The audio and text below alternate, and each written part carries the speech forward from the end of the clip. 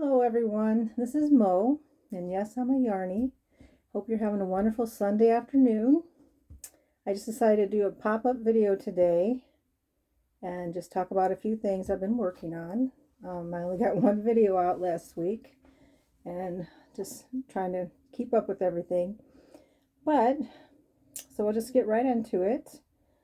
I know we talked about, I showed you this I was working on before.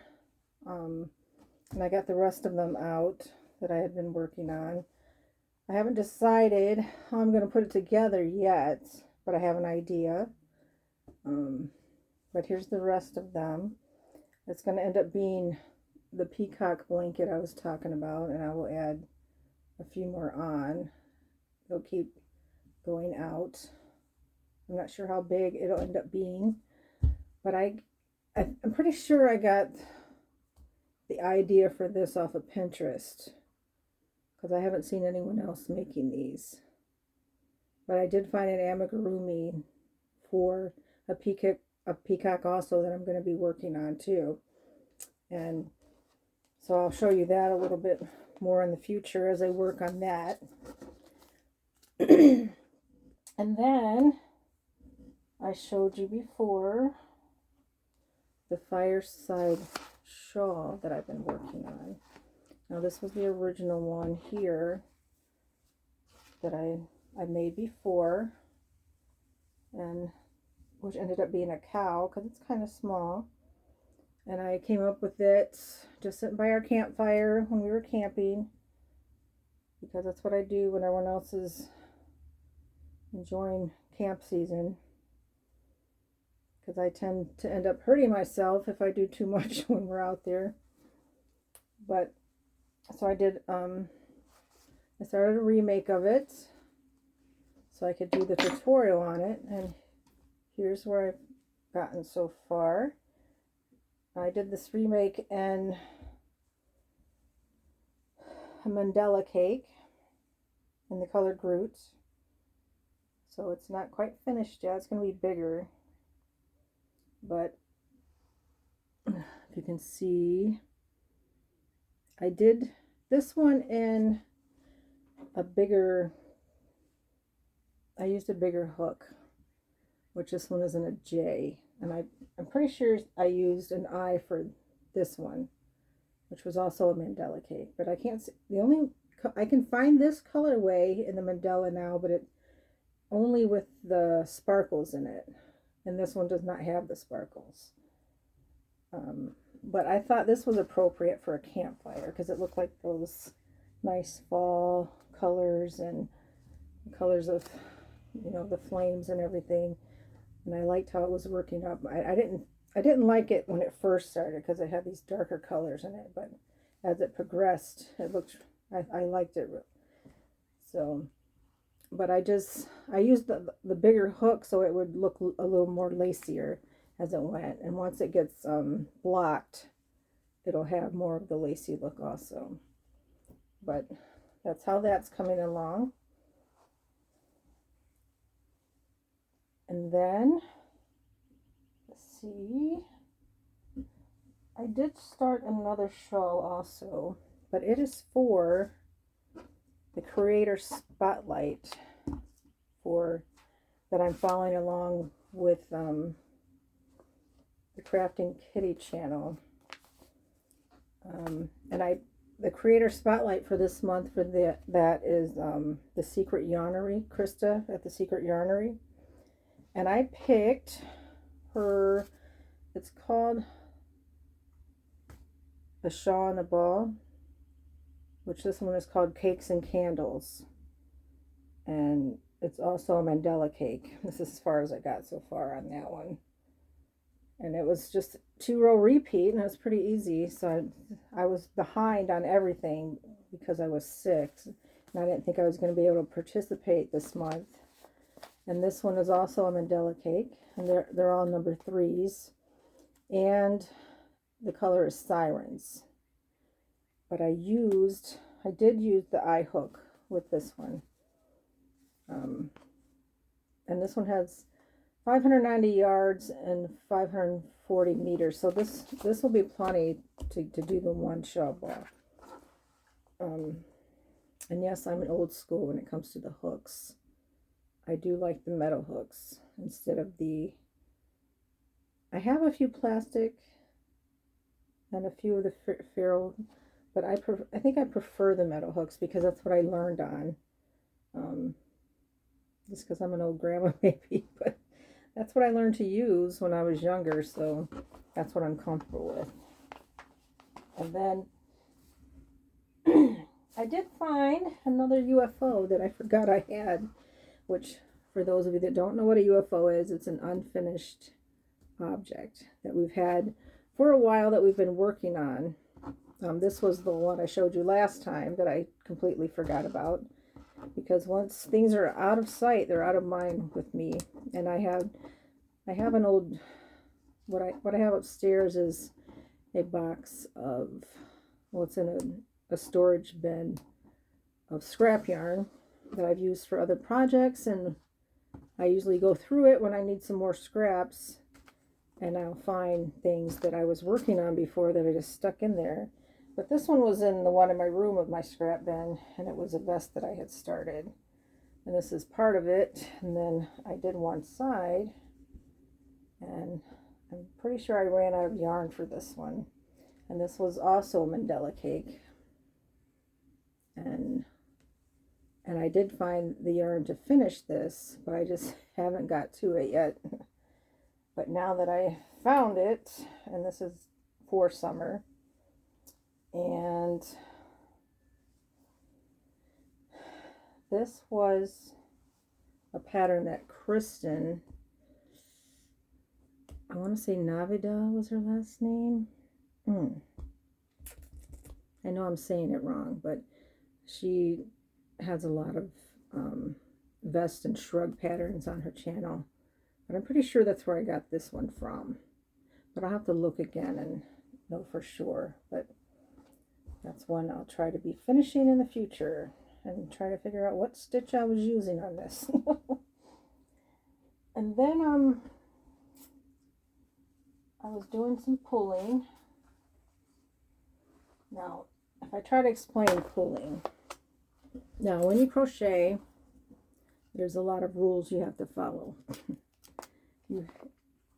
When you buy yarn, I'll just use this for example. Now this is a number 4 weight. Now that's talking about the size of the yarn. If we look at this, you're saying it's a number 4, but I would say it's probably a 3 compared to this yarn here is also a number 4. And if you look at them next to each other, you could probably see the difference. So yarns are graded on their sizes from a fingering weight, which this one is a number 1. You can see how thin that is. This is the lace weight yarn that you make tiny little things with, like these tiny little things here, which I forgot to show you this too, which I could show later, but this is a summer wearable I'm working on, which is working with a lace weight yarn, very, very tiny. And then you can work all the way up to a number 6, which is this thick stuff here. And on each yarn package, they will tell you if you're working with this yarn, you would need a 10 millimeter hook or 10 millimeter crochet hooks, crochet needles. So if I was working with this one, it tells me for this number 4 weight to use a 5 millimeter. And this one here is the 5.75 J hook. So each hook you would use would give you a different turnout for your yarn. And if you go by the gauge, it'll tell you on most projects a certain amount of rows and a certain length will give you the gauge for your yarn. It also tells you the size of your hook, where it fits in what your hook should be. And it tells me that this is a J by where it fits. But when you're doing pulling, you have to break some of those rules, because, and even when you're using what it calls for, things could not turn out right if your tension is off. Your tension is how tight you're doing your crocheting. If you're doing it too tight, your gauge could end up small, and if you do it too loose, it could end up too big for the project that you're working on. That's why it's always good to do a test to see what your gauge is going to be, because if you're uptight when you're crocheting, then your work could turn out too tight. That's why it's good to relax while you're doing it, and it helps you to relax. So when you're pulling, that all goes out the window, because you're following the yarn pattern, and for different colors you're going to be doing different sizes, so you have to adjust that accordingly and adjust your tension. So I'll use this one for example. Now this one, now here's the big hook, an N 9mm. This one I was doing the granny stitch to get the pulling, and you can see it a little better how everything is offset, and it follows a diagonal pattern. In order to do that though, in some places there might be 4 clusters instead of 3 in order to get the numbers that I needed for each row. So when you're doing the pulling using the granny, you have to find that magic number for each color. Each color will have a number that'll give you the count you need to keep your diagonals going in the right row. So you have to count as you're going. You can't just sit down and, like you normally do with your crochet project, and keep crocheting without thinking about what you're doing. If you do it, everything's going to be off and your pattern will be messed up.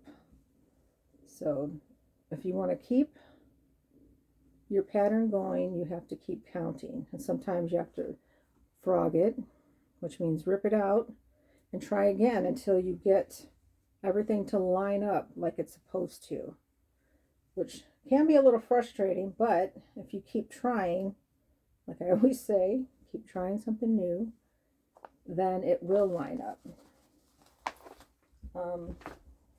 If I show you the original one, the one that does the argyle pattern, this is what I'm striving for with the other yarns, is getting the argyle pattern, and it is doable. I just have to find the right yarn and get the right tension and the right stitch.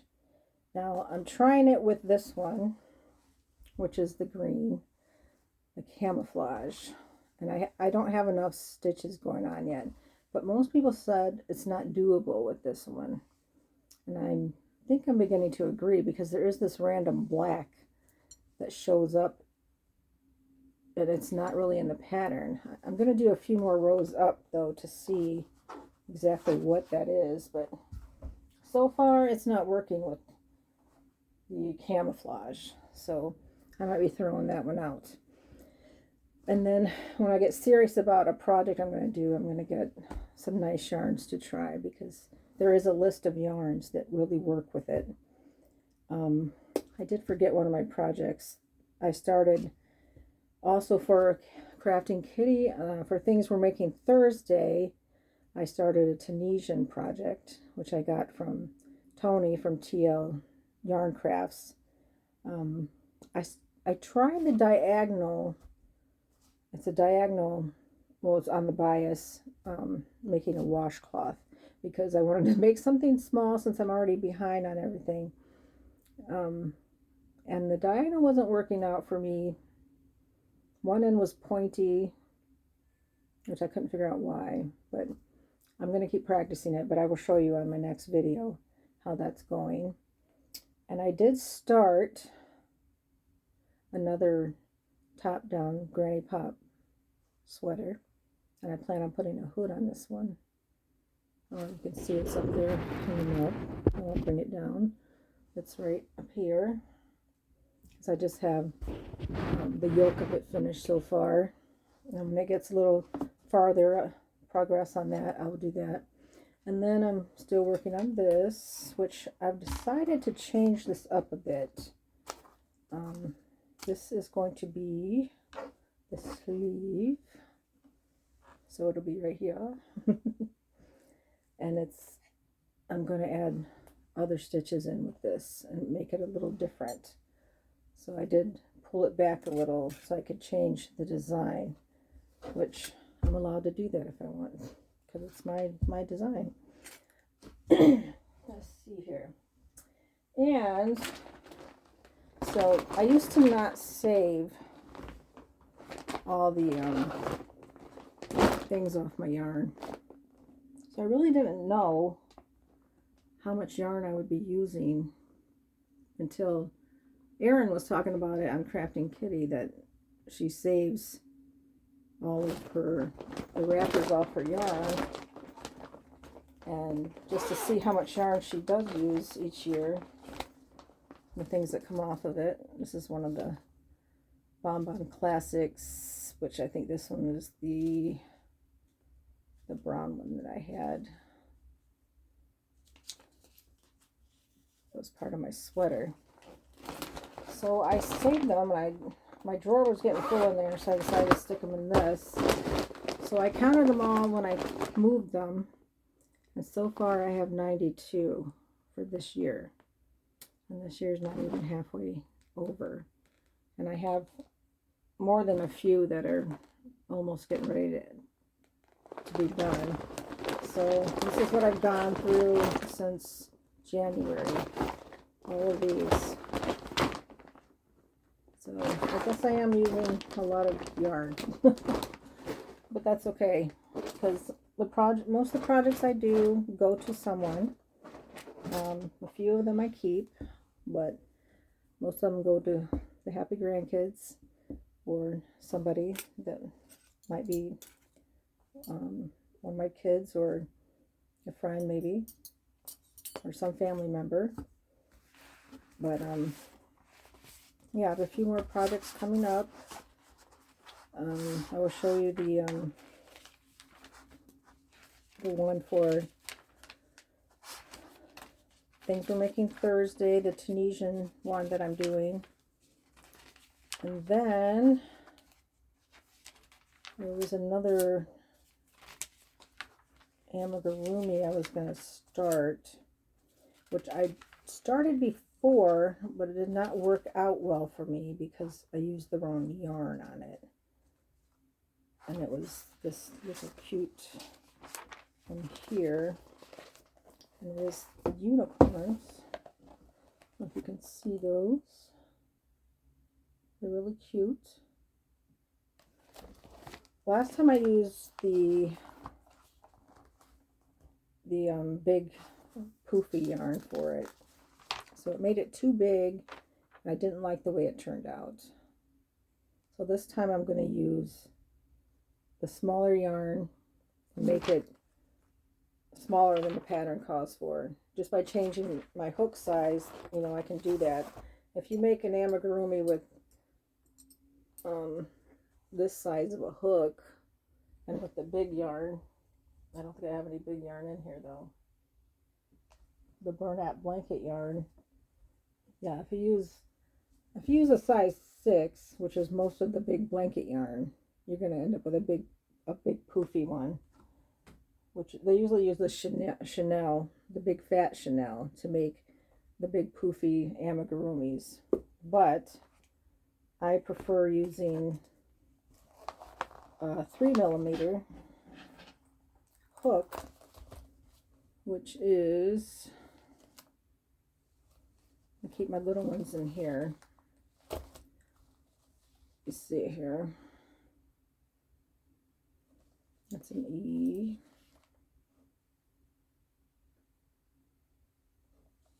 That's too big. It's about right here. I could go like one smaller. because I like to do them smaller, because the smaller you can go with the amigurumis, the better they will turn out. And your stitch, you have to keep your stitches tight. And when you're doing them, you need to yarn under, and you use a single crochet on them. Oh, I missed one. So, got 93. Yeah, I missed one. Forgot about this one. I use this in the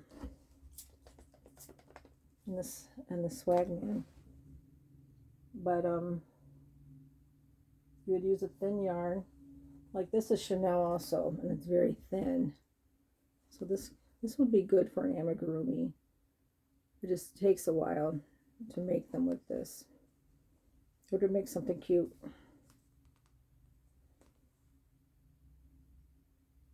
So this one has, it's 3.5 ounce, 100 grams, 284 yard.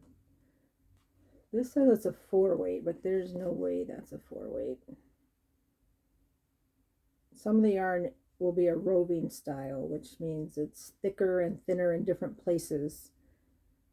That's not good to use for amigurumis because you'll get lumps in it.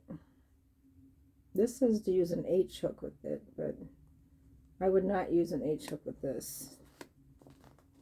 Let's see where the middle is.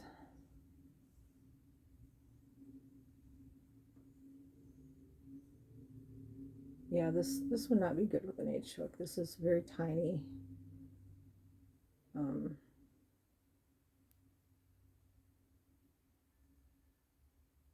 This would give you very tiny stitches.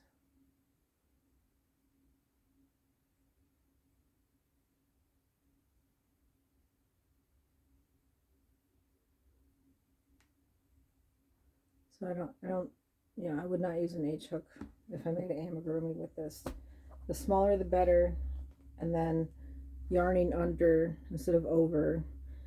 If you see a V when you're making the amigurumi, then you're yarning over. But if you see an X, then you're yarning under on the project, which is what you want to do.